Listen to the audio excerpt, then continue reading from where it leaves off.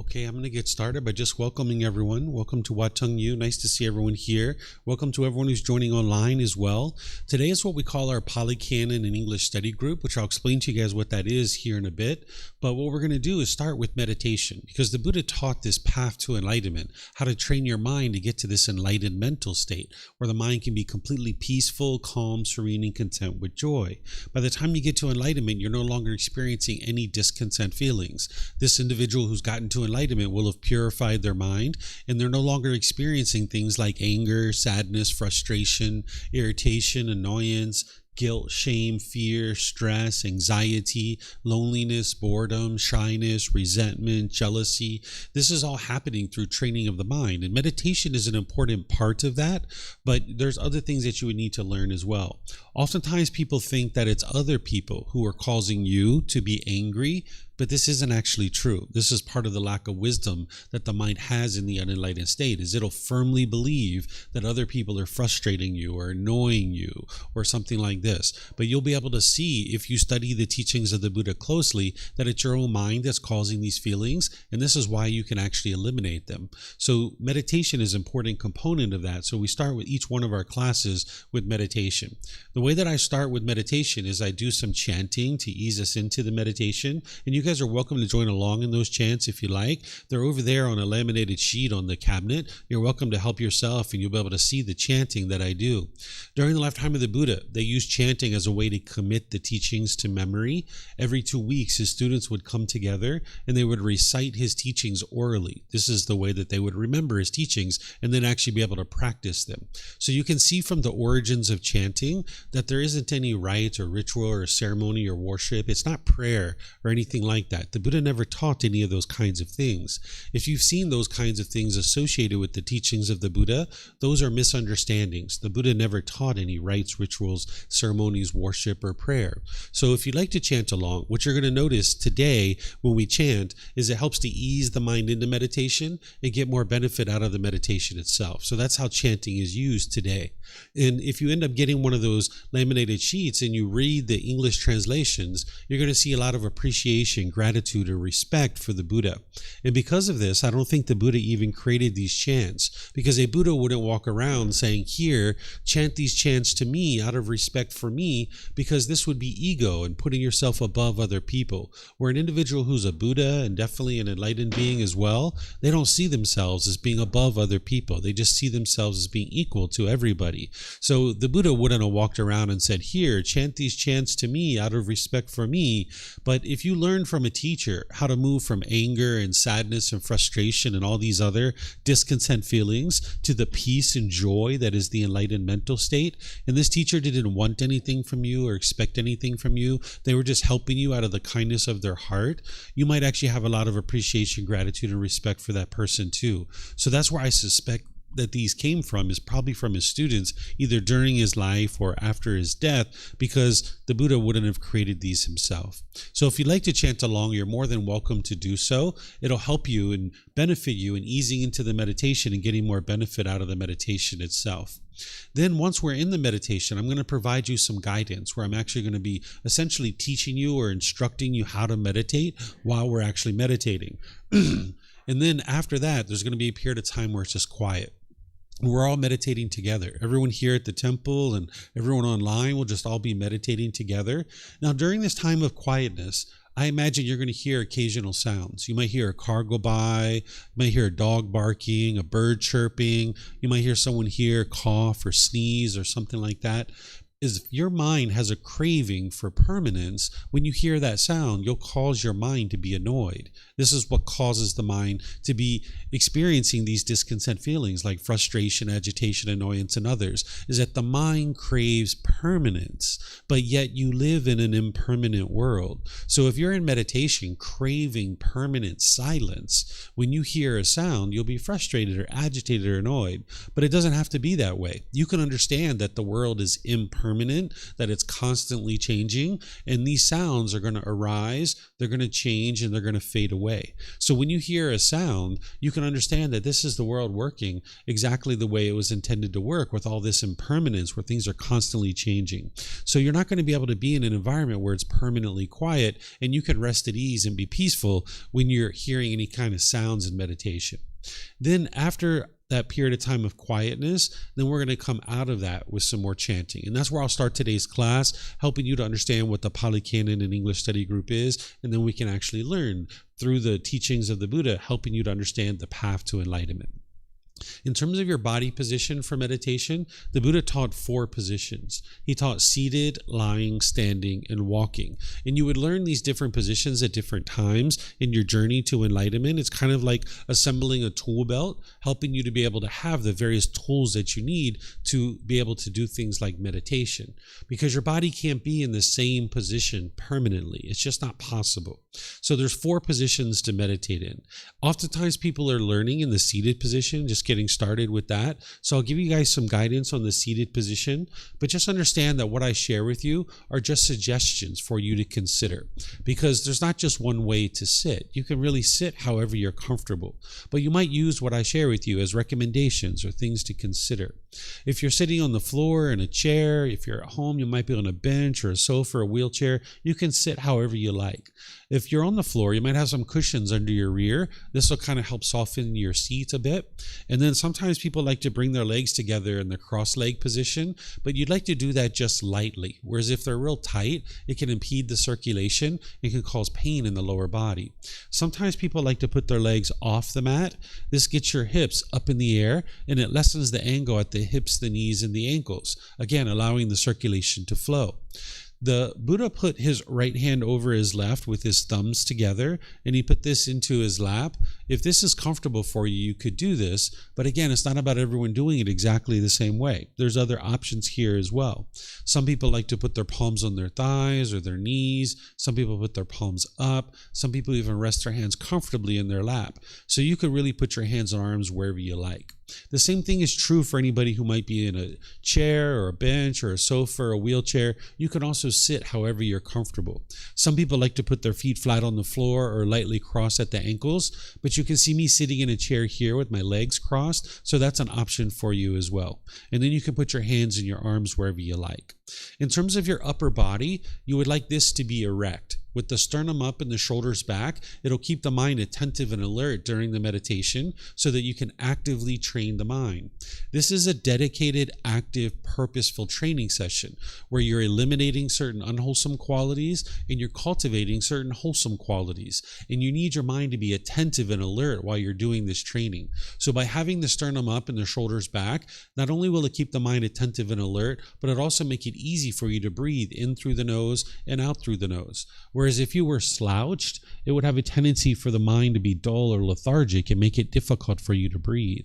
But if you were real rigid, the mind could be overactive or uptight. So you'd like the upper body to be in the middle with the sternum up and the shoulders back.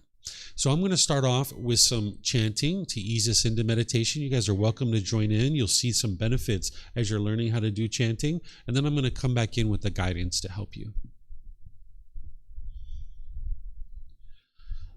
Arahang Samma Sambuddho Mahakawa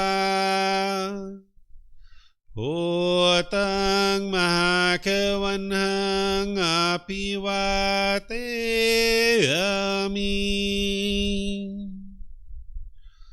Sawakato Mahakavata Tammo Dhammang Namasami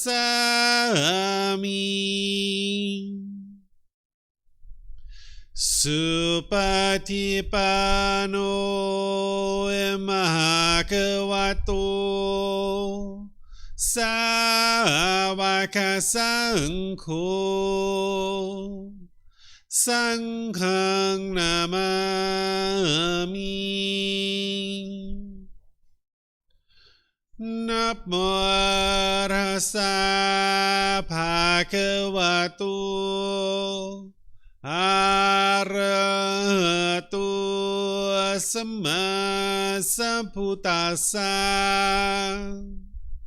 Namo Tassa Bhagavato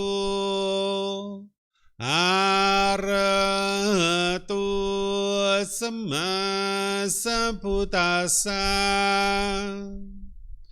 Namo Tassa Bhagavato Arahato Sama Sambuddhassa. Iti piso Bhagava Arahang Sama Sambuddho Vicacaranang Sammuno Sakhato Rokavitu Anutero Purisa Dhamma Sati Satatawa Manusarang Bhutto Bhagavati.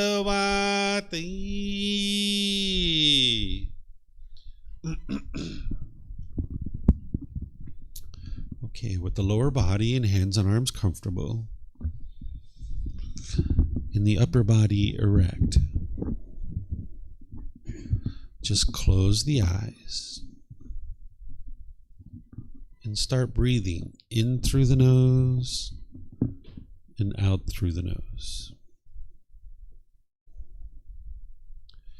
Here you're just looking to establish the breath. A nice, natural, steady, consistent breath.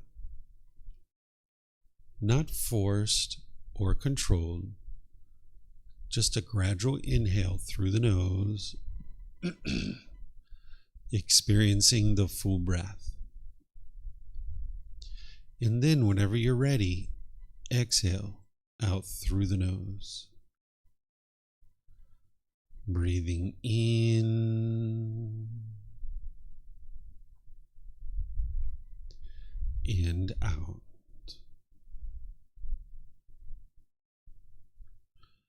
Breathing in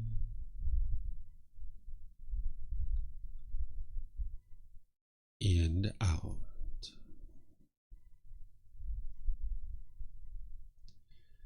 Your breath may not match up with the guidance that I'm providing, and that's okay. This is your practice. I'm just here for guidance. You can use this voice as a reminder that whenever you get to the next inhale, breathing gradually through the nose, developing a nice, natural, steady, consistent breath. And then whenever you're ready, exhale out through the nose. Breathing in and out.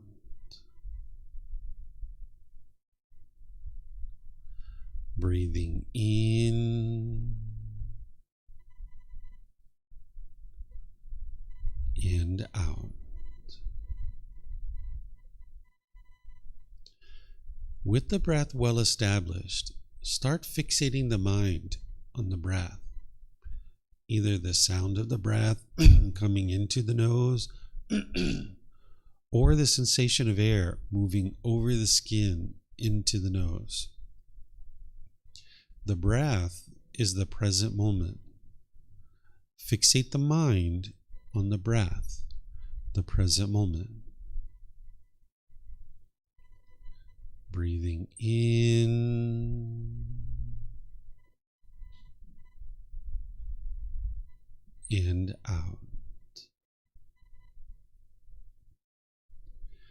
Breathing in and out.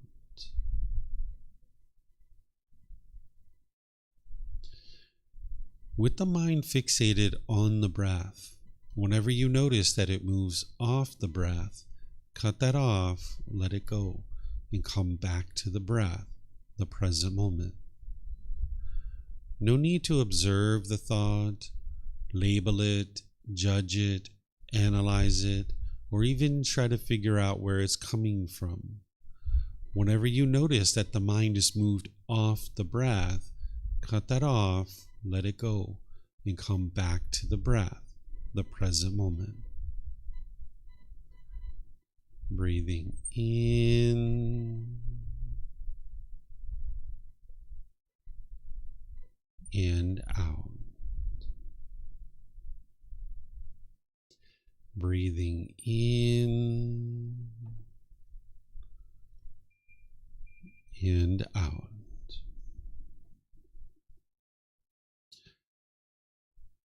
I'm going to be quiet now and let you do this work of focusing on the breath, cutting off and letting go anytime the mind moves off the breath. You have nowhere to go. There's nothing to do. No one needs you right now.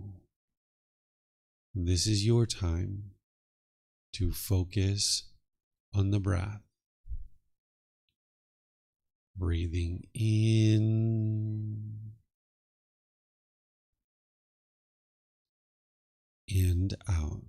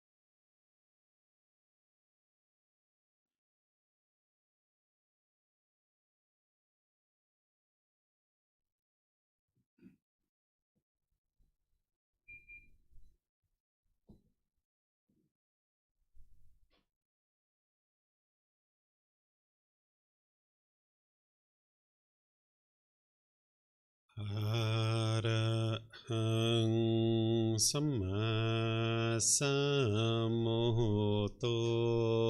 Mahakawa Potang Mahakawanhang Apiwa Teami Savakato Mahakawata Tammo Dhammang Namasami Supatipano Mahakavato Savaka Sankho Sanghang Namami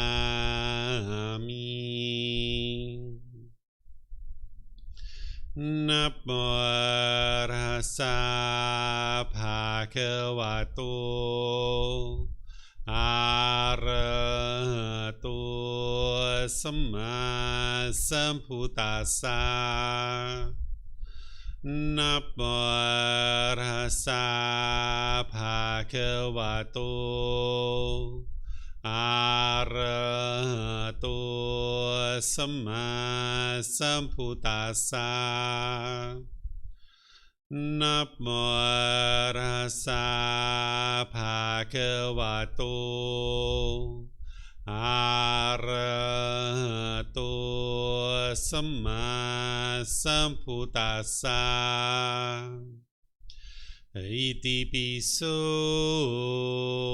mahakawa Arahang Samma Sambuddho Vicacaranang Sammuno Sakato Rokavitu Anutero Purisa Dhamma Sati Satatawa Manusanang Poto Bhagavati. Okay, if you guys would like to slowly make your way out of meditation. Once again, welcome to all of you guys. Nice to see everyone here at the temple. Welcome to everyone joining online as well.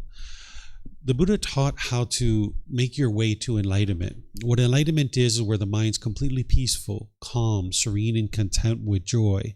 This is a permanent mental state that you can attain in this life or at death. By attaining enlightenment in this life, you'll experience the rest of your life in that peaceful and joyful mental state. An individual who's gotten to enlightenment, their mind is unshakable, it's calm, it's steady, it's stable.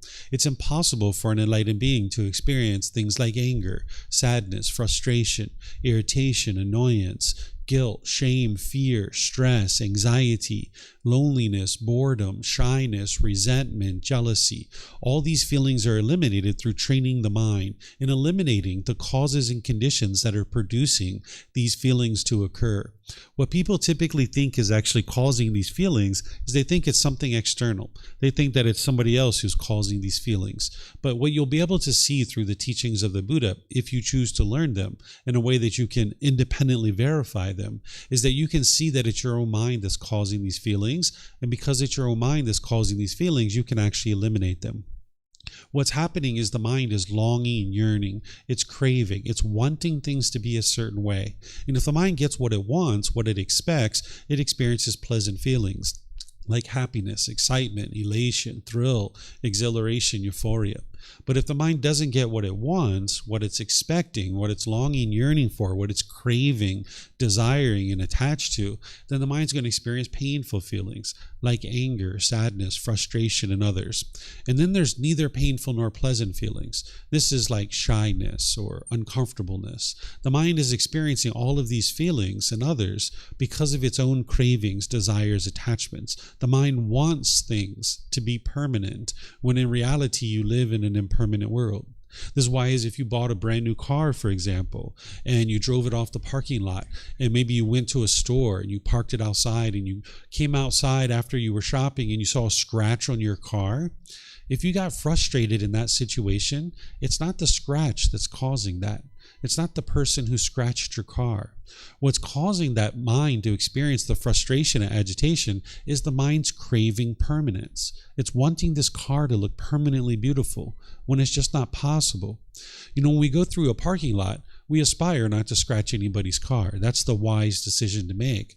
But the thing is that we live in an impermanent world, and this car is going to get a scratch, or the paint's going to fade, or the upholstery is going to get ripped and torn, or some other thing like this. And as long as the mind is craving permanence, while you live in an impermanent world, in some situations you're going to get what you want, and you're going to be happy and excited about that. In other situations, you're not going to get what you want. And now the mind's going to get angry, frustrated, or sad, or some other discontent feeling. So what the Buddhist teachings are doing is helping you to be able to understand the world around you, so that then you can train your mind and transform your mind, uprooting the causes and conditions that are producing these discontent feelings. His teachings are very deep, very profound. They're very clear, very concise, and they're not based in belief. Sometimes people are taught to believe a bunch of things and then hope something good happens when you die. This isn't what the teachings of the Buddha are about. It's about learning, growing, and developing in this life and getting to a peaceful and joyful life now in this life. They're not rules or commandments. It's not about belief or any of these kinds of things. It's about cultivation of wisdom to be able to understand the world around you. Because when you don't understand the world around you, you'll go through the world and you'll tend to make unwise decisions, and you'll experience unwholesome results coming back to you. And when those unwholesome results are coming back to you, what people typically do is they blame it on other people. Because the mind's ego thinks that I'm right and everybody else is wrong. And now the mind wants to go around and blame what you experience on other people. Where if you can see the truth that what you're experiencing is based on decisions that you're making, this is very empowering for you. Because if there's anything that you don't particularly care for that's going on in your life, all you need to do is cultivate wisdom, make different decisions, and you will experience different results. But if it's other people that are causing the things that you experience in life, you can't change anything about your life, because you can't change other people. It's not possible for you to do that. You can't teach 8 billion people in the world to do things your way. Or one of the other things that people might think is that what they experience on a day-to-day basis is either good luck or bad luck, or destiny or fate, or they might think it's some being like God or some entity called the universe that is causing for them to experience the things that they're experiencing. So as long as you're in this type of thinking, then you're locked in, you're stuck, because you can't change good luck or bad luck. You can't change destiny or fate. You can't change God or some entity called the universe, and you can't change other people. But this isn't truly why you're experiencing the things that you experience on a day-to-day basis. You're experiencing the things you experience based on certain decisions that you're making. And when you go through the world making unwise decisions, you'll experience unwholesome results. So the Buddhist teachings are helping you to be able to train your mind and uproot the causes and conditions that are leading to unwise decisions, so that then you can make wiser and wiser and wiser decisions, experiencing more and more wholesome results. Meditation is an important part of this, but there's other teachings as well. So that's why here at the temple, what I do is I share teachings with people to help them be able to understand the entire path to enlightenment based on the original words of the Buddha. And the way that I do that is in various classes, courses, and retreats, various programs.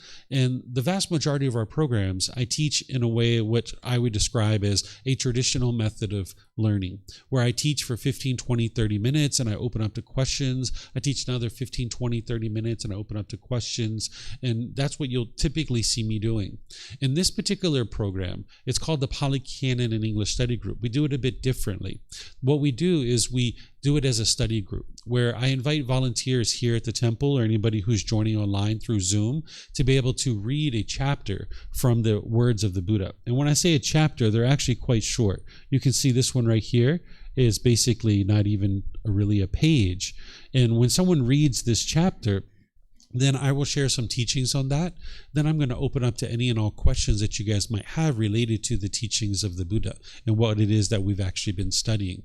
So in all the other programs, we start with this first book It's called Developing a Life Practice, The Path That Leads to Enlightenment. You can actually get this for free by downloading it from our website. You can take it and go print it. You can get printed versions here by just reimbursing us for the printing cost, or you can get it on Amazon. This is the best place to start, where you can gradually develop your understanding of this path to enlightenment as taught by the Buddha. Then, as students have learned that, and sometimes they spend a good 6 months or year, even longer, going through this book multiple times, then there's volumes 2 through 13. That's what we do in this program. We explore volumes 2 through 13.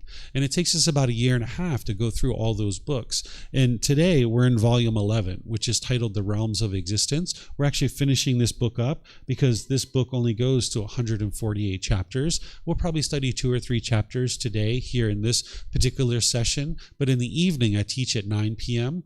I do this from home. And these are students that typically have been learning with me for a while. So we're able to study usually about 10 chapters per class. So what I'm going to do is I'm going to see if there's anybody here on Zoom that would like to read this. And then after you guys read it, I'll share some teachings. Then I'll open up to any questions that you guys might have. If you would like to read the chapter, we have microphones here in this white bowl. All you need to do is come get a microphone, press the gray button. You're going to see the lights come on, and you can hold this up to your chin, and we'll be able to hear you here at the temple, and they'll be able to hear you online as well. And then if you could keep these microphones with you, because you might have a question or someone around you might have a question, and when you're not using it, if you could turn it off, that way we won't get any feedback through the speakers. And then for those of you guys in Zoom, you can electronically raise your hand, unmute your microphone, and we'll be able to hear you here at the temple and throughout the live stream so that you can potentially volunteer to read a chapter. And then when we get to the question period, if you guys would like to ask questions, same thing. If you guys could use the microphones, that would be great. And then for anybody online, you can put your questions into Facebook, YouTube, or Zoom in the comment section, or in Zoom, you can electronically raise your hand and ask any questions that you like. So is there anybody who would like to volunteer to read this first chapter?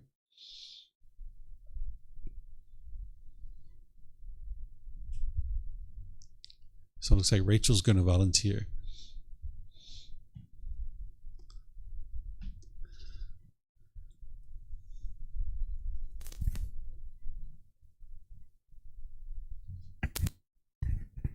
Remember me, Brahmin, as awake, a Buddha. Could you be a heavenly being, sir? I will not be a heavenly being, Brahmin. Could you be a Gandhava, sir?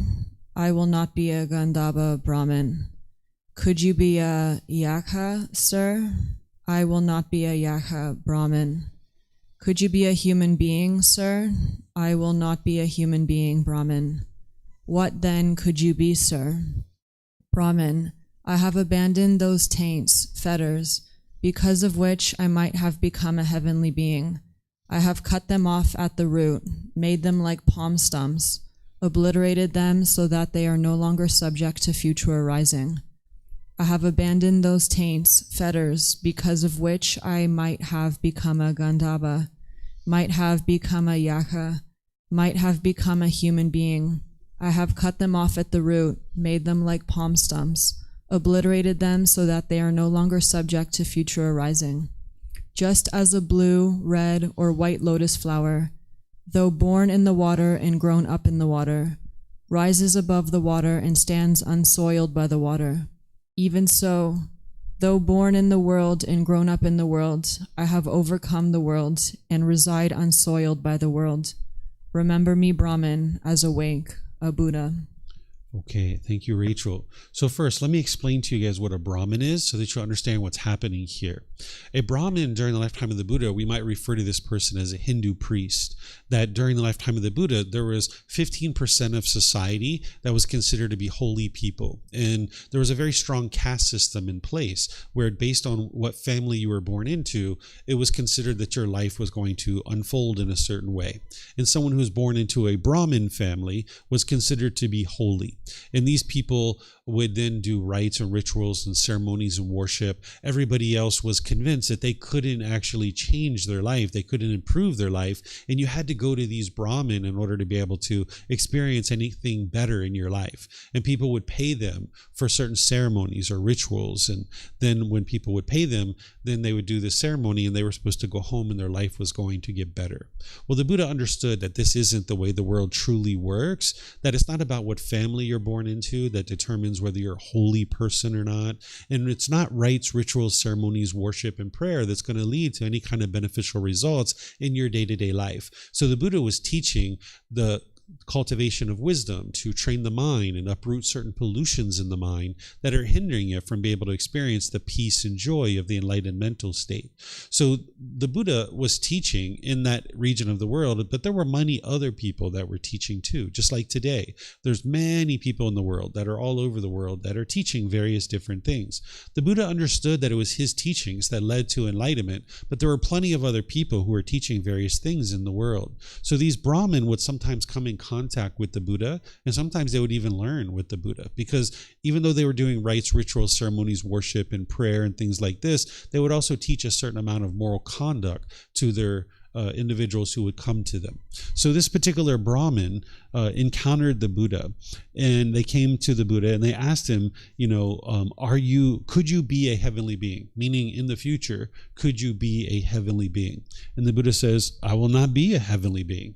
Right? Well, could you be a ganaba? What this is like a fetus. We would probably refer to this as a fetus. And the Buddha is saying, no, I will not be a fetus again. I don't remember what a yaka is. I'd have to look that up. I don't remember. But then ultimately he says, could you be a human being? And the Buddha says, no, I will not be a human being. What he's essentially saying is that there's no future life for me. I'm not going to be reborn. And the reason why is what he's saying down here, is that he's abandoned the taints. He's eliminated these fetters. These are the pollutions of the mind. There's 10 individual pollutions that the Buddha discovered in the mind, and he figured out the tools and the techniques of how to eliminate those. And when you eliminate these fetters or these taints or these 10 pollutions out of the mind, this is what's going to produce the enlightened mental state. If you think about the sun, and then there's clouds in front of the sun, while the clouds are in front of the sun, you can't experience the rays of the sun. But when you get rid of the clouds, that's where the rays of the sun will shine through. So your mind is the same way. That with these 10 pollutions in your mind, you can't experience the peace and the joy of the enlightened mental state. That's why you experience anger and sadness and frustration and all these other discontent feelings, because there's these pollutions in the way, or these clouds. And as you start peeling these away, that's where the rays of the sun start shining through. That's where the qualities of enlightenment start to gradually shine through. So getting to enlightenment, it's not an instantaneous thing.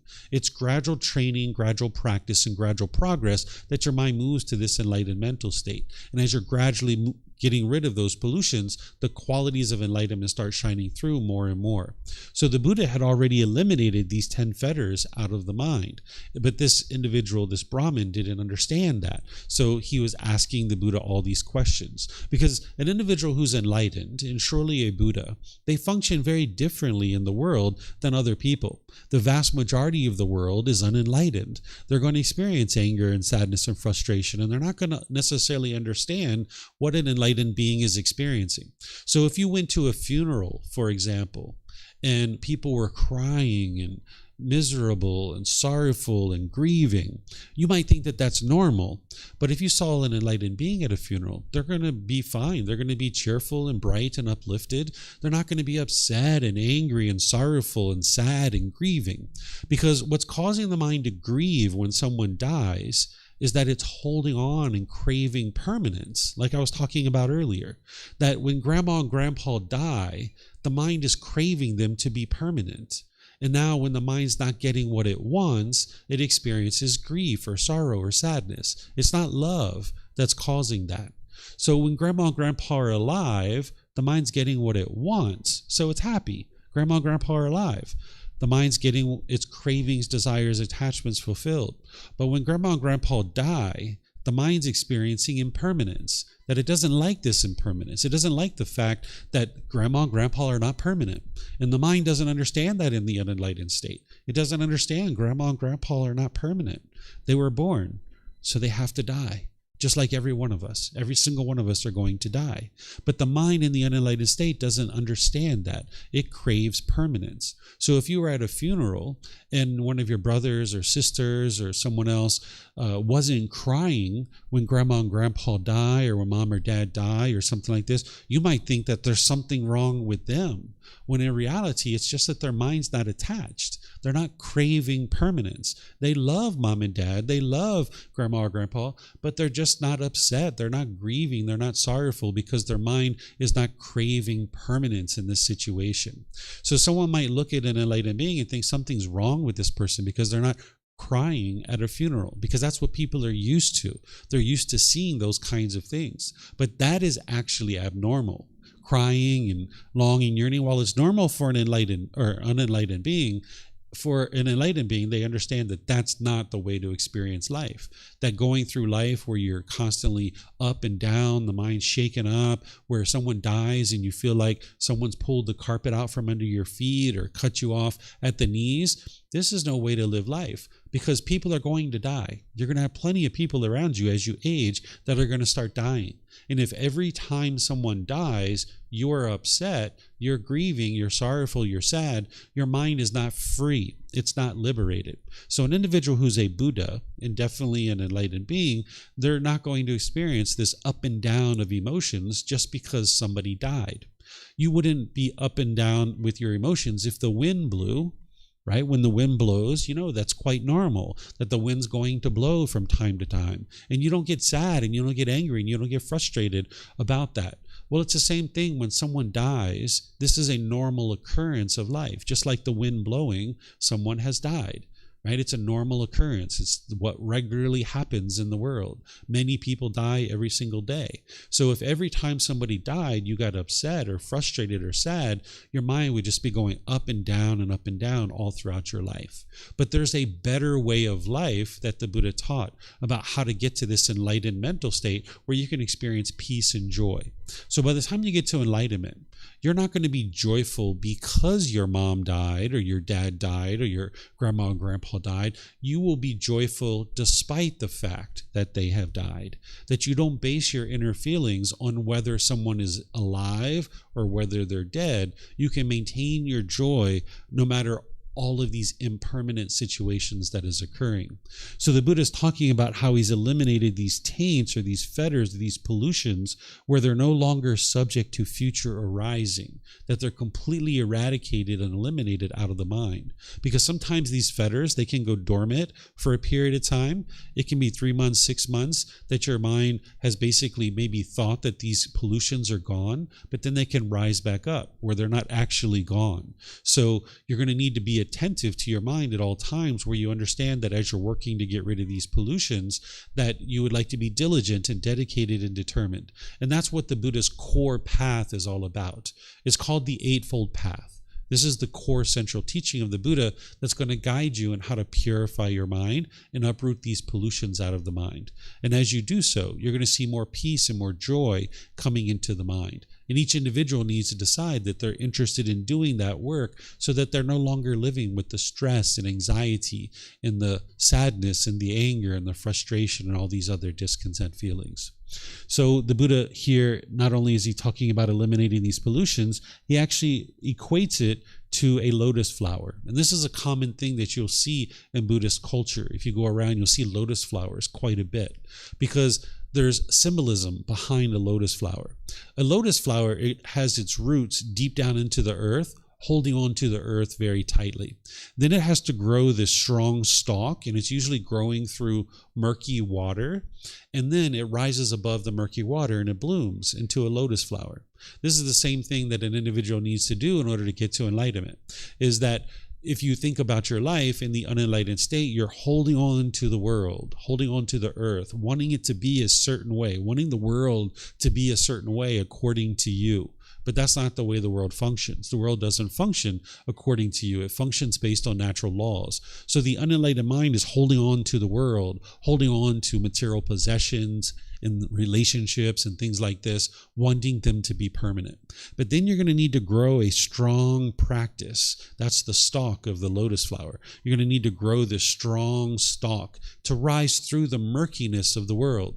Because in the world, you're going to see killing and stealing and sexual misconduct and lying and people taking substances that cause heedlessness and all kinds of things that are unwise. And you're going to need to rise above that murkiness of the world by growing a strong practice, growing strong wisdom about what's wise or unwise. And then eventually you rise above that water and you bloom into a lotus flower. So whenever you see a bloomed lotus flower in Buddhist culture, this is a symbol of enlightenment. And this is why typically around statues of the Buddha, they will have bloom lotus flowers, or they will carve one in the bottom of the statue. Bloom lotus flowers representing enlightenment. But you're also going to see closed lotus flowers in Buddhist culture. And when you see closed lotus flowers, this is representing your potential to get to enlightenment. That you haven't gotten to enlightenment yet, but you have the potential to get to enlightenment. So this is one of the places where the Buddha is talking about a lotus flower, about how he was born in the world, but he's not stained and soiled by the world. Because by living in the world and not having wisdom, when people do things around you that are unwise, you will sometimes adopt that type of thinking. Your mind will tend to adopt that type of thinking. So if you grew up in a family, for example, that when they do things that people don't like, they might yell and holler and be argumentative with each other. They might be frustrated with each other. Sometimes people even throw things or hit each other and things like this. If you grew up in that type of family, your mind might have been conditioned to think that that's the way to behave around other human beings.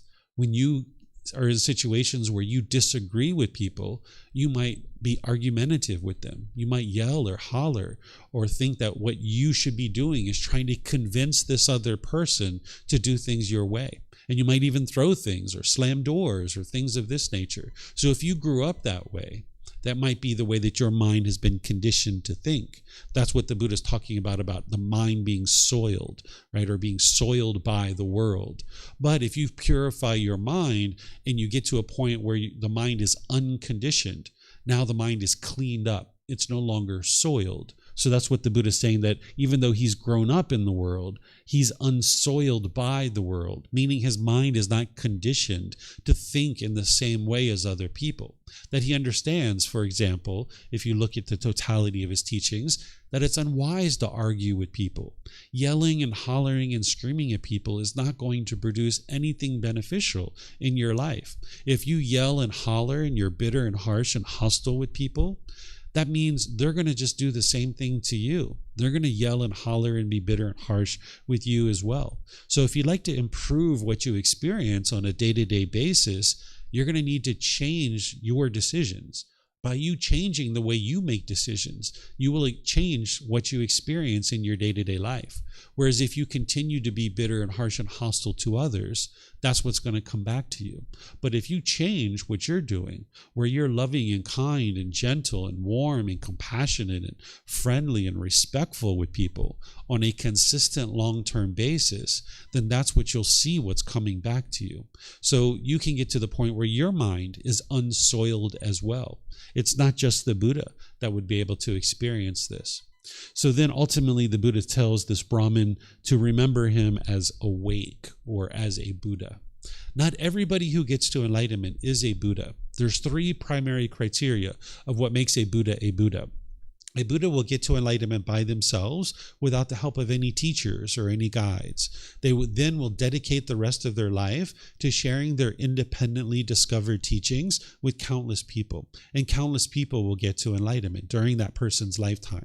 Then they will preserve their teachings in such a way that countless more people will get to enlightenment after their death. So you'll be able to get to enlightenment, but you won't be a Buddha at that point because you're going to need teachers and guides to be able to help you in your journey to enlightenment. And you're not going to necessarily dedicate your life to sharing those teachings. You might decide to be a business person or an entrepreneur or a politician or a teacher or any number of different things. So a Buddha is very rare and very unique in the world. The last one that the world is currently aware of existed over 2,500 years ago, and the world world's not currently aware of any Buddha that has existed since that person's lifetime. So an individual who gets to enlightenment, they will also be unsoiled by the world. They will have purified their mind, but they just won't be considered a Buddha at that point. So do you guys have any questions on this chapter? Anything you guys would like to ask about what the Buddha is teaching here? Remember, here at the temple, if you guys could use the microphones, or if you're online, you can put that into Facebook, YouTube, or Zoom. Any questions you guys have?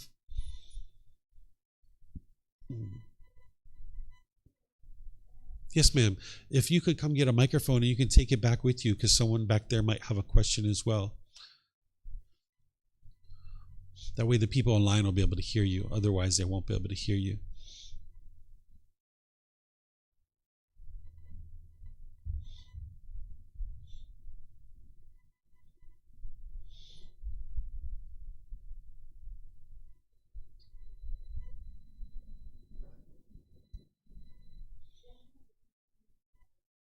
The facing the people dying.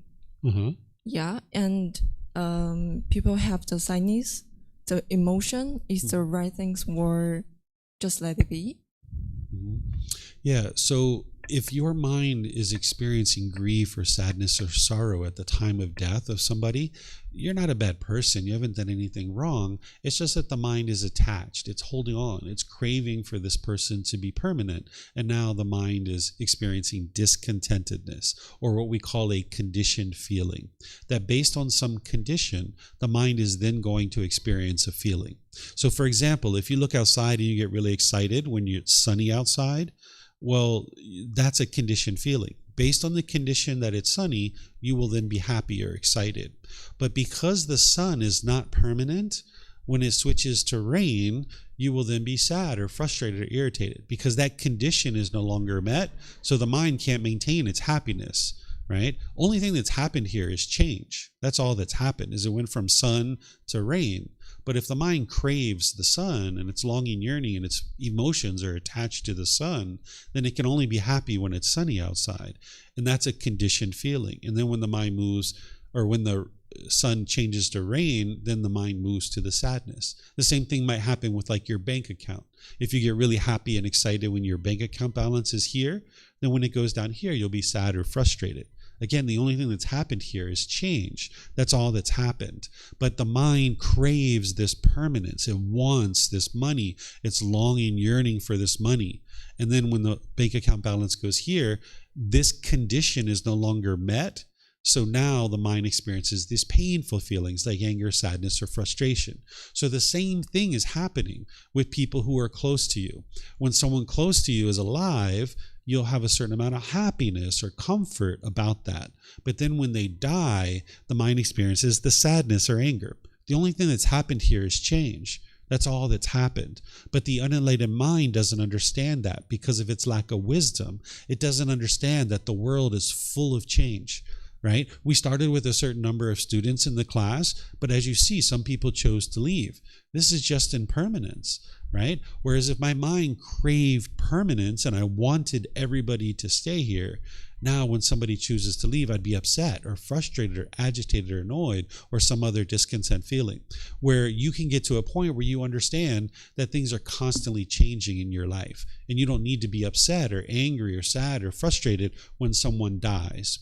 So essentially what the unenlightened mind has is it has all these conditions. It has all these expectations that if my mom and dad do this, if my boss does this, if the weather is this, if my bank account is this, if I have this kind of house, this kind of car, then I'll be happy, right? But with all these conditions, they can't be met permanently. So therefore your amount of happiness shrinks. That's why some people become old and grumpy, because they have so many expectations in their mind. Not everybody's old and grumpy, but some people are, right? Because they have all these expectations of things that they want, and they can only be happy if they get what they want. And then when they're not getting that, their mind is angry or sad or frustrated. So it's shrinking the amount of time that you can be happy. By the time you get to enlightenment, you don't experience conditioned feelings any longer. You experience unconditioned mental qualities. So if it's sunny outside, you're already happy before you saw it was sunny. And then when it rains, you can still be happy and joyful. If your bank account balance is up here as an enlightened being, or if it's down here, you can still be happy and joyful. If your mom's alive, or if she's dead, or if your grandmother or grandfather's alive or they're dead, you can still maintain your happiness and joy. And you also will still have love. Oftentimes people think it's love that's causing the grief and sadness at the time of death. It's not love, because love is a genuine interest in seeing all beings be well. And this doesn't cause painful feelings. What's causing the painful feeling is the mind's holding on and craving permanence. But you can't believe what I'm sharing with you. You need to be able to see the truth for yourself through independent verification. So what you do is you take a recent situation where you've been angry or sad or frustrated or some other discontent feeling, and you look at your life and you try to see, what was your mind longing, yearning for? What did you want? And if you can see this, you can actually have a breakthrough to be able to see that it's your own mind that's causing these feelings. So for example, if you went to the airport so excited to come to Thailand, you were so excited to get here, and you showed up and the plane was delayed, or maybe your flight was canceled, you might be frustrated or irritated or annoyed there. It's not the airline company that's causing that. It's not them. What's causing the mind to be frustrated when your flight's delayed or canceled is your mind's craving permanence. The mind wants every plane to take off as scheduled, particularly the planes you're on, right? Because the mind's craving permanence here, but it can't get it because you live in an impermanent world. There's going to be a weather delay. There's going to be a crew issue. There's going to be a maintenance issue with the plane. But if you show up to the airport craving permanence, you can only be happy if your plane takes off on time, right? So you need to be able to see that the world is full of impermanence. And by you going around craving permanence, it's just going to keep you stuck experiencing discontent feelings over and over. So if you're starting to understand this intellectually, that's helpful, right? But you need to be able to peer into it yourself so that you can reflect and be able to see the truth. But then ultimately, to create the transformation in your mind and in your life, you need to actually practice the teachings. So there's the intellectual learning of what the Buddha is teaching you. There's the reflection to independently verify whether it's true or false. Based on your own past experiences, you can look at what I'm sharing with you to independently verify that it's true. Then you're going to need to practice his teachings, integrating them into your day-to-day life and training your mind. And this is where the real transformation is occurring. And you can experience a situation where someone close to you dies, and you can maintain your happiness and joy. And you can see that your mind loves this person, but you're just not upset. You're not grieving, you're not sorrowful. But again, if you do experience that, you're not a bad person. You haven't done anything wrong. It's just that the mind is craving permanence. And you can get to this point where your mind doesn't do that. And it just requires an individual to decide that they're no longer interested in being angry and frustrated and irritated or annoyed. And they're interested in living this better way of life. And now just gradually work your way towards that through training the mind. You're welcome. Pleased to help you. Any other questions you guys have?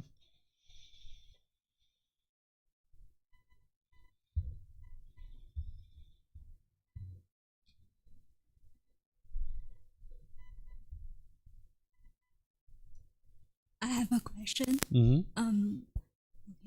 Often, right, the way we feel in the moment is different from how we feel when we look back later. So how can I be sure that the things that I'm doing right now is truly what I want for my life, instead of only finding out at the end of my life? So what the mind's going to do when it's unenlightened is it's going to, with these pollutions of mind, it's going to chase after things.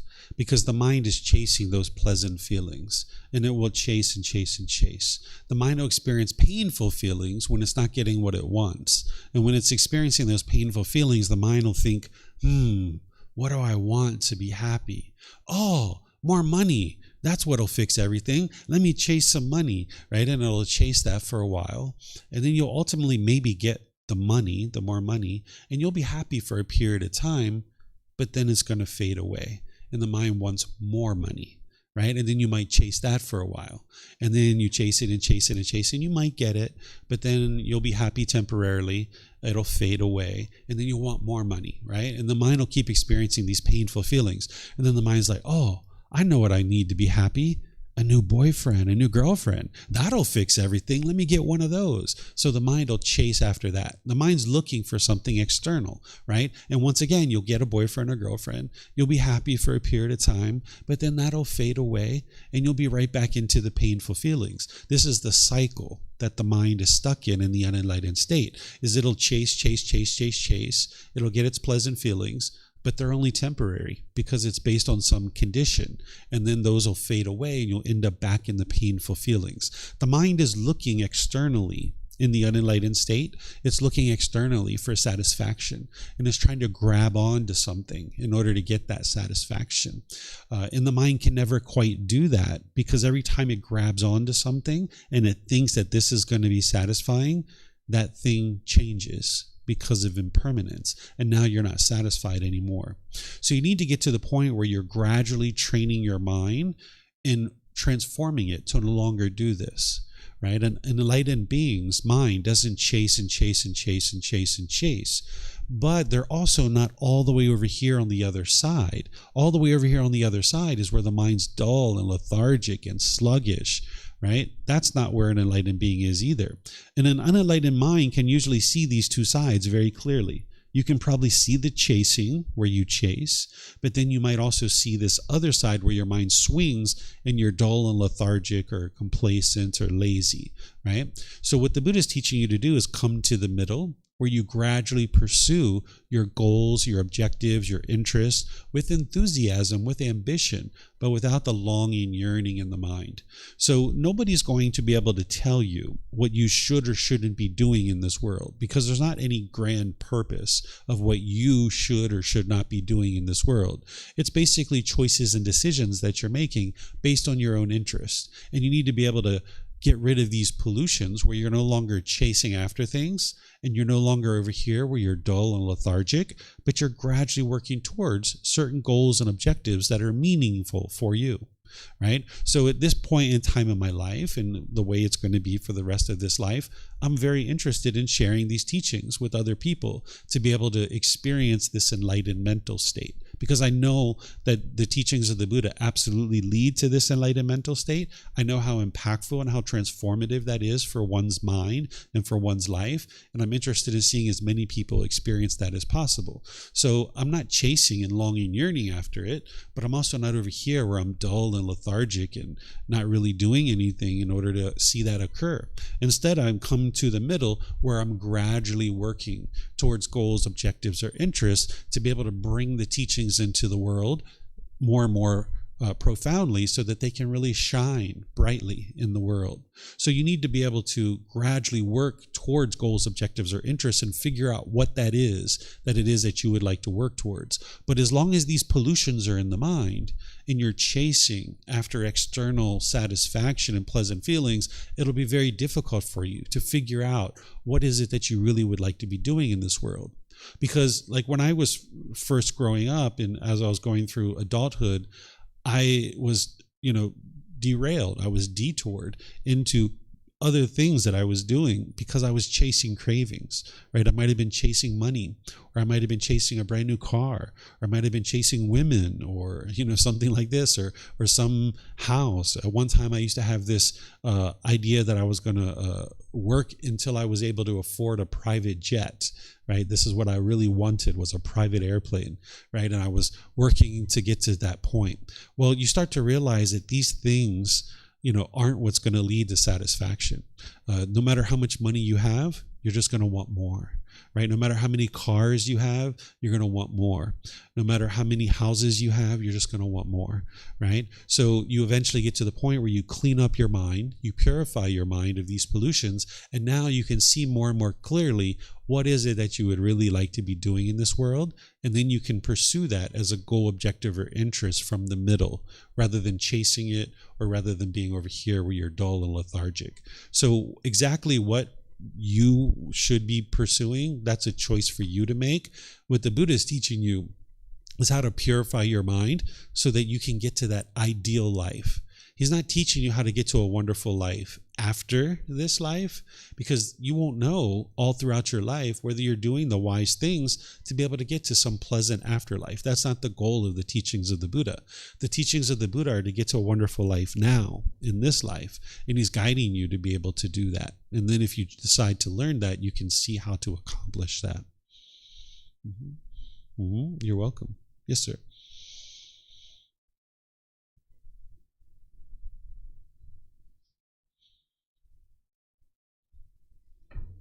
My question is about the alignment state. Since nothing is permanent, is it, and we are still human, is it something that we can have, like enlightenment states, like not permanent? Like sometimes we can have this enlightenment and have no cravings, and then go back to not being enlightened. So the Buddha didn't say nothing is permanent, right? He said that conditioned objects are impermanent. And what a conditioned object is anything that you can see, hear, smell, taste, anything that comes in contact with the body, or any thoughts or ideas that go through the mind. These are all impermanent. So basically the material world around you is all impermanent. Enlightenment is permanent. Once you get to enlightenment, it's impossible for your mind to go back to being unenlightened. So this is what's called an unconditioned object. There's conditioned objects. Conditioned objects arise, they change, and then they fade away. They are impermanent. But then there's something called unconditioned objects that don't arise, don't change, and they don't fade away. Enlightenment is that way, as well as what's called the natural laws of existence. The natural laws of existence is what the Buddha taught. He's explaining to you the way the world functions and the way the world is. He's not explaining to you the way the world should be. He's explaining to you the way the world is. Because when you understand the way the world is, you will navigate the world more peacefully and more joyfully. But when you don't understand the way the world is, you will go out into the world and struggle and have difficulties. This is why people get angry and frustrated and agitated or annoyed, because you're living in a world that you don't understand. So when you're in the unenlightened state, your mind is conditioned. You have certain pollutions, certain conditions that are present that are causing the mind to go up and down and up and down. When you purify your mind of those conditions, you now get to a point where your mind is unconditioned. Where now with that unconditioned mind, your mind is just naturally peaceful, calm, serene, and content with joy. And by your mind being unconditioned, it's impossible for it to go back to being unenlightened again. That's what the Buddha is saying over here, where he's saying that he has cut them off at the root, made them like a palm stump, obliterated them so that they are no longer subject to future arising. Meaning he's fully purified his mind, it's unconditioned, and those pollutions will never arise in the mind ever again. So therefore the mind is permanently in this enlightened mental state. And he says it more clearly in some of his other discourses where he explains that the enlightened mental state is permanent. In fact, there's a chapter just before this that we studied last week that the Buddha talks about where enlightenment is permanent. Yes, ma'am. Yes, sir. Yeah, you guys can go in whatever order you like.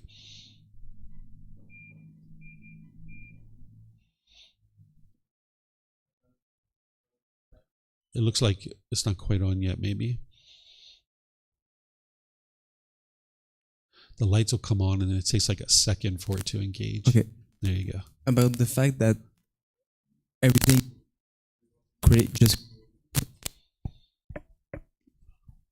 about the fact that everything we want is just craving something. Does it the same with family? Like if we want child, is it just a craving, like craving of family, of love, of creating like a place of love, of and is it the same that if we have it in our life, is just something that we want more after? It can be a craving, but it doesn't have to be a craving. So the craving, desire, attachment, the wants and expectations, it's not the external object that is the craving. It's the way that the mind is longing, yearning for it. So for example, a mobile phone, which we a lot of us have these mobile phones, right? You could be attached to your phone where you're wanting it to be permanent. And now when you lose it or you misplace it or it gets stolen or it breaks, you're frustrated or agitated or annoyed. This is because the mind's craving for it to be permanent, when in reality it's not permanent. So the craving, desire, attachment isn't the phone itself. It's the way that the mind is longing, yearning for it, right? So an individual could have a phone, understand that it is impermanent. So then when it breaks, just kind of like, of course, it broke. I now need to get another one, or I need to wait until I can save some money, or whatever it is that an individual is going to decide. But they can make those decisions better when your mind is calm and peaceful. When you're angry and you're frustrated or you're longing, yearning, you'll make unwise decisions. Like maybe right now isn't the time for me to buy another phone, but yet because my mind's craving and longing, yearning for the phone to be permanent, I go out and take this massive amount of debt in order to get a new phone, right? Because phones are pretty expensive these days, right? So it's not the phone itself that is the craving, desire, attachment. It's the way that the mind is longing, yearning for it. So the same thing with a family. It's not the family itself or the relationships themselves that is the craving, desire, attachment. It's the way that the mind is longing, yearning for it, craving it to be a certain way. So if you have difficulties with your mom or your dad or your brothers or your sisters, right? Maybe in those relationships, they're the most challenging for you. Right? That's why people typically think the problem is your parents or your siblings, because with your friends, you might be having a great time. You can get along with your friends just fine. That's because you don't have an attachment, perhaps, or your attachment is a lot less. With your parents and your siblings and your life partner and your children and people like this, you'll have a very deep attachment, wanting and expecting them to be a certain way. And now when they do things your way, you're happy. But when they don't do things your way, you'll be angry or sad or frustrated. This is the mind's attachment. So you don't have to live that way. You can have a family. You can have relationships where you're not attached. You still love them, you still care for them, but you don't try to control them. You don't try to force them to do things a certain way. You don't put expectations on them. But that's not typically the way people grow up. Typically, the way you grow up is your parents were putting expectations on you, and they were trying to control you and force you to do things a certain way. And now maybe as an adult, they might still be trying to do that because they don't understand. What's happening is they're trying to get happiness through you. They think if you get a certain job, or if you get a life partner, or if you have children, or if you live in a certain place, they think that they're going to get happy with that. And they might be trying to control you because they're attached to you and they're trying to get their happiness through you. So if you grew up this way, which most people did, you might think that that's love, that your parents are putting pressure on you to get a certain job or to live a certain place or to have a certain life partner. But that's not the love. That's the craving, desire, attachment. That's the wants and the expectations. If you have a relationship with someone and you're putting expectations on them and trying to pressure them to do things your way, this isn't the love. This is the craving, desire, attachment. So you can get to a point where you pull that back and you don't put expectations on others. But you need to learn how to do this, because otherwise, if you keep putting pressure on people to do things your way, it's going to end in broken relationships. This is what typically is happening, is that the mind in the unenlightened state doesn't understand that it's causing its own discontent feelings because of craving, desire, attachment. So when the mind wants things a certain way, you'll get happy when you get it, and you'll get angry and frustrated when you're not. And when that anger is arising, the mind thinks the problem is external. So it'll push people away, or you'll be bitter, harsh, and hostile with people, or you'll put your expectations on people and try to control them. And now this leads to broken relationship after broken relationship after broken relationship. So you can have a family, you can have a life partner, you can have children, all of these things. You just need to learn how to do it without attachment, which the mind doesn't know how to do that because it's been conditioned, or using the words here, it's been soiled to do things in life a certain way because you grew up in a household that was perhaps putting expectations on you or trying to control you. And now the mind is thinking that that's what love is. So the mind is doing that with other people. But you can learn this better way of life where you don't put expectations on people, and you understand that every individual is their own being and they need to make their own decisions free of your expectations and your pressure. And this is where you can get to really peaceful relationships, because you know that when people try to put pressure on you and try to control you and put expectations on you, you don't like it, right? You kind of dig your feet in, you kind of dig your feet into the sand. But the thing that the unenlightened mind doesn't understand is that while you don't like it when people put expectations on you, you might actually be putting expectations on other people. You might be trying to control other people. So it's like, I don't like this thing being done to me, but I'm going to do it to other people, right? Because the mind doesn't see what it's doing in the unenlightened state. It lacks that wisdom. So you need to learn how to practice what's called true love, which is love without attachment, where you can love people unconditionally, where they don't have to meet any conditions in order for you to love them. Right now, if you're falling in love with people and you're falling out of love with people, that's not actually love. That's craving, desire, attachment. That's if you do things my way, I will say I love you and I will function as if I love you. But if you stop doing things my way, I don't love you anymore. That's not actually love. That's the selfishness that the mind has. Is like, I can only function as if I love you if you do things my way. But when you stop doing things my way, all bets are off. I can't treat you any particular way any longer. So that's craving, desire, attachment masquerading as love. This is the expectations that the mind tries to put on other people to do things my way. What you would like to get to is this unconditional love, where you don't have to meet any conditions in order for me to love you. Because what love is a genuine interest in seeing all beings be well. So that's why I come here each day to be able to share the teachings with you, because I love you. I would like to see you be well, but I don't want anything from you. I don't expect anything from you. You don't have to meet any conditions in order for me to love you. So because I didn't fall in love with you, I can't fall out of love with you. It's just not possible, right? I just love you as you are. And then as you're interested in help and guidance to understand how to live this better way of life, I'm here to be able to help you with that. So unconditional love is that you don't have to meet any conditions in order for me to love you. My love is a genuine interest in seeing you be well. And having this unconditional love is to realize that you're going to disagree with people's choices and decisions, but you can still love the person. Sometimes people think in order to love someone, you have to agree with everything that they do. This isn't true, right? So in a situation where you're agreeing with someone, you might think like, oh, they do things my way, so I love them. But when they stop doing things my way, I don't love them anymore. That's not unconditional love, right? There's no such thing as conditional love, but we might call this conditional love. That if you meet my conditions, I will love you. But that's not true love. True love is, I love you as you are. So your parents and your siblings, your life partner, they're going to make decisions differently than you. And you just need to understand that that's impermanence. That's okay, right? You might disagree with their choices and decisions, but you can still love them as a person, meaning you have a genuine interest in seeing them be well. Because there's only one person in the world who does things your way all the time.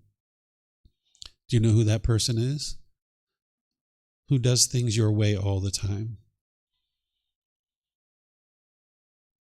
She knows. Who does things your way all the time? You know, right? It's you. You're the only person who does things your way all the time.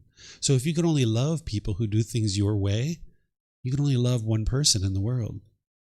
And you might even have difficulties doing that sometimes, loving yourself, right? So you need to separate the choices and decisions that someone makes from the person, where you can love the person while still disagreeing with their choices and decisions, right? So this is how you can get to a point where you gradually train your mind to have love and kindness for everybody around you, everybody in the world.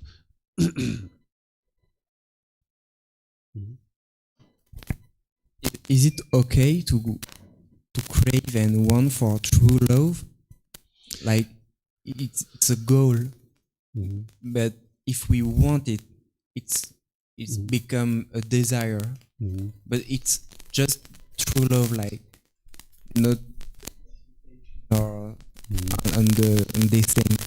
So the Buddha's not teaching you what's okay and what's not okay, right? Because that's like rules and commandments, and that's like telling you what you should or shouldn't be doing in your life.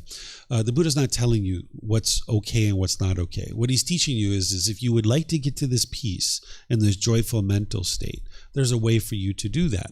And as long as you're longing, yearning, and craving and desiring for things to be a certain way, you can't experience permanent peace and permanent joy. But also, if you're over here where you could care less about what's going on in your life, you're not going to experience peace and joy there either. So the middle way is to gradually work towards goals, objectives, or interests. So if you crave and long and yearn to have true love, then that means that you haven't yet figured out how to eliminate your craving, desire, attachment for true love. So therefore, you'll be hindered to be able to see true love when someone's actually practicing true love with you. Because oftentimes people don't even understand what true love is, right? Like right now, when I was just talking about love, this is kind of hard sometimes for people to wrap their mind around. Like, you mean if I love somebody, I don't tell them what to do, I don't put expectations on them, I don't try to control them, because you're not used to that, right? So if you crave and long and yearn for something, that means you can only be happy when you get it. So what you would like to be able to do is be able to work towards training your own mind, understanding true love, understanding these other teachings, and now you can actually experience true love by practicing true love. If you don't know what true love is, and you're not practicing true love, you're not putting out true love, then that means you're not going to be able to get true love coming back to you. So if somebody's really interested, not craving and longing and yearning, but interested in working towards achieving true love, the first step of that is to understand what true love is for yourself. Then when you understand what true love is for yourself, then you need to start practicing true love through your choices and decisions that you make with the people around you. And the more that you practice true love, and that's what you put out, that's what will come back to you. When you practice unconditional love, then people around you will practice unconditional love with you as well. So that's how you actually achieve it. So rather than longing, yearning, and craving it, it's better to learn about it, practice it, then you will achieve it. You will be able to experience true love. But just craving, longing, yearning for it isn't going to allow you to achieve it.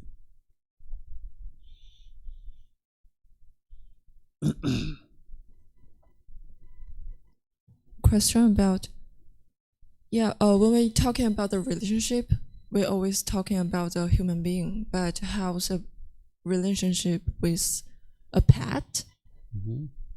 Yeah. It's the same thing. You would like to have unconditional love for all beings, whether it's an animal or a human. Have unconditional love for all beings, understanding that they're going to make decisions differently than you, but you can still have love and kindness towards them. But people want to train the whatever cats or doggy, and is it love? So right now, there's a lot of people in the world that live very closely with animals, and they have animals as pets.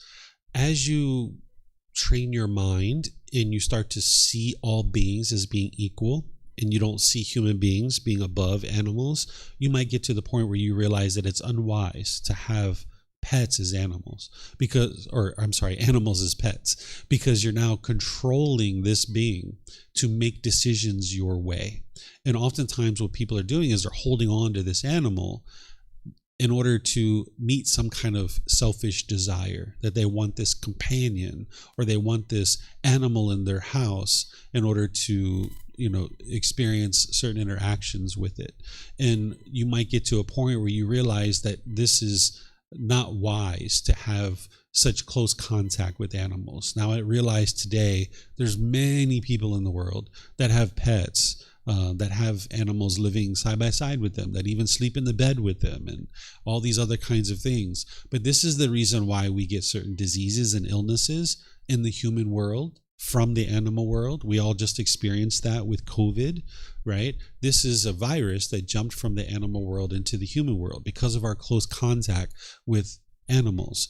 But if we just let animals be animals and have their own free will and live in the animal world and humans live in our world, we won't experience that ability for viruses to come from the animal world into the human world. So because of our unwise decisions to have such close contact with animals and eating animals and killing animals and all these kinds of things, we're getting viruses into the human world. This is the results of our decisions.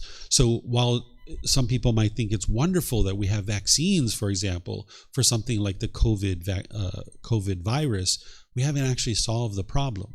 We haven't solved the root cause. The root cause is our decision to have this close contact with animals. So while it's important to learn and grow and develop on this path for yourself, you can get to a point where you understand practicing true love towards human beings and having unconditional love, where you're not putting your expectations on others and you're not controlling others. That extends to animals as well, where we're not trying to control and force animals to do things for our own selfish desires. For a long time, we've used animals for things like agriculture and farming and things like this, even transportation. But now we've evolved in humanity to the point where there's nothing that we couldn't accomplish without these machines. We can actually use machines instead of using animals to be able to do these kind of laborious things. We can choose to now use machines instead. And that's an evolution of our species, to not have to put expectations on these animals and control them to do things our way. And one of the ways that I've helped people to be able to see this, because sometimes when I talk about this, people have a difficulty seeing it. Let's just say there was some other being besides human beings on this earth that was much more dominant and more powerful than us. Let's just say there was these giants that were walking around that were like 20 feet tall, huge individual beings. And they kept us in cages, and they required us to do laborious work for them so that they didn't have to do that laborious work. We wouldn't stand for that. Right? If they were trying to control us and be domineering to us and force us to do things their way, and they were training us to do things their way, if they were harvesting our eggs out of our body, if they were chopping our body up and eating it, we wouldn't stand for that. As human beings, we would revolt. We would come together. We would figure out how to overthrow these big giants if we could, right? Well, that's essentially what we're doing. Right? We're doing that same thing. We're the big giants. We're doing that to these animals. And the more love, the more kindness, the more compassion you have for all beings, including animals, you might decide that you're not interested in having pets because you realize that this is trying to control another being to do things your way, and you much rather see this being go out in the world and live a peaceful life based on their decisions, not based on your decisions.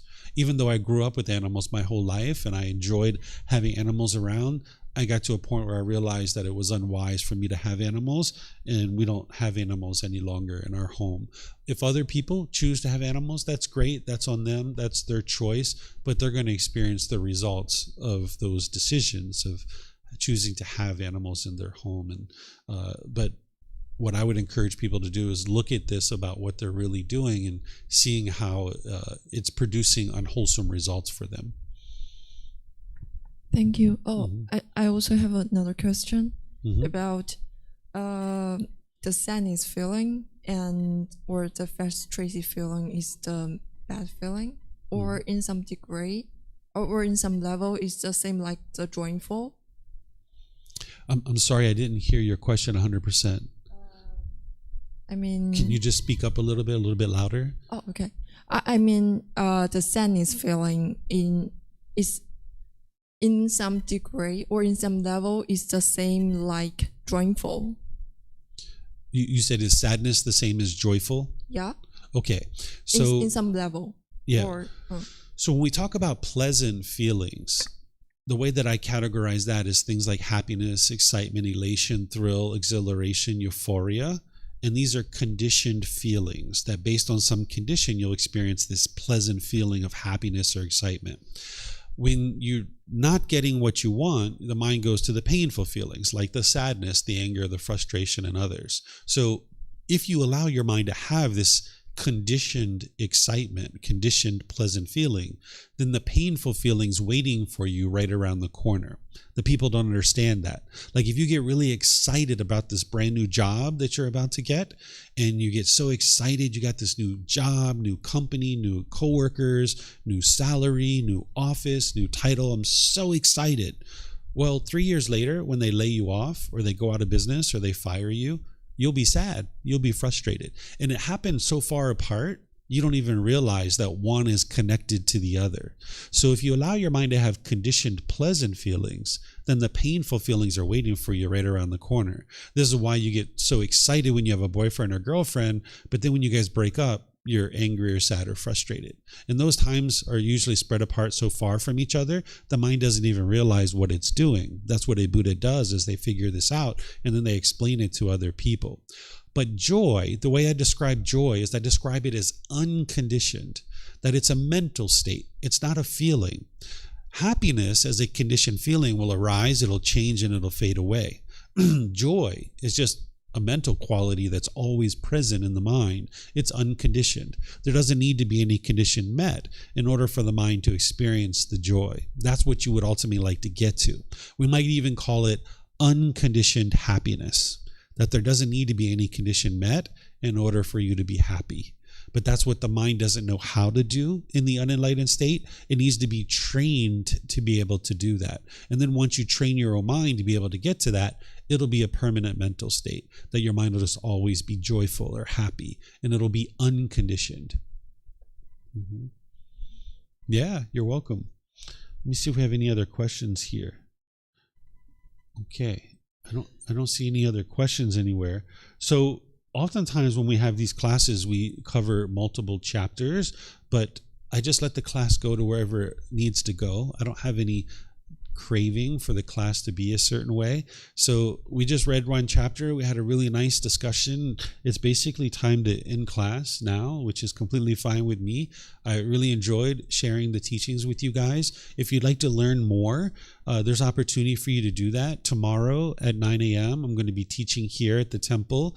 It's called our group learning program. This is kind of like a beginning program where it's a 7-month program, and we're going to be in chapter 12 of our book, where I teach in a traditional style in that particular program, where I'll teach for like 15, 20, 30 minutes and open up for questions, and teach another 15, 20, 30 minutes and open up for questions. And tomorrow I'm going to be sharing the chapter. It's titled Craving is the Problem. What is the solution? This is going to be the very first teaching of the Buddha. It's called the Four Noble Truths. This is a very good time to actually learn at the temple, because you're going to be able to learn the very first teaching of the Buddha. So if you'd like to come for either 9 a.m.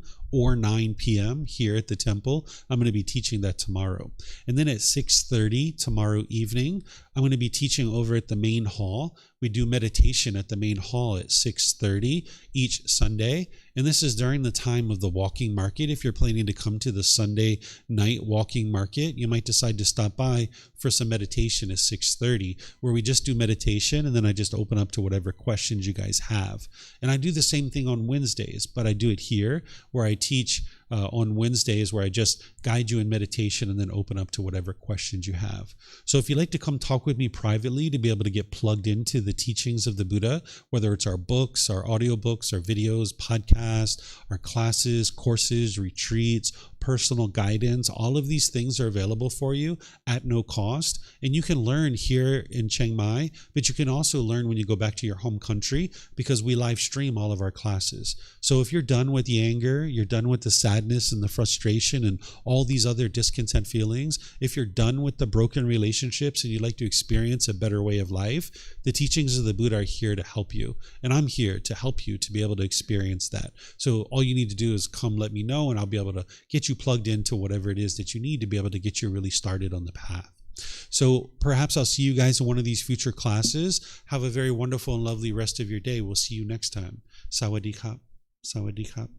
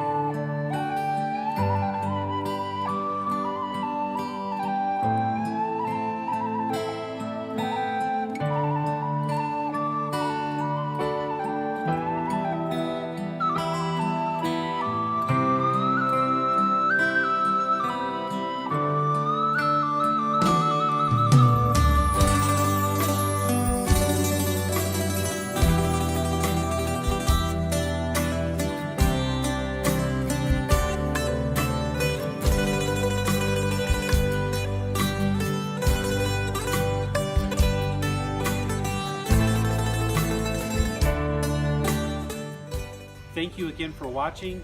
Enjoy your meditation. Look forward to seeing you online and answering any questions that you might have. Thank you so much.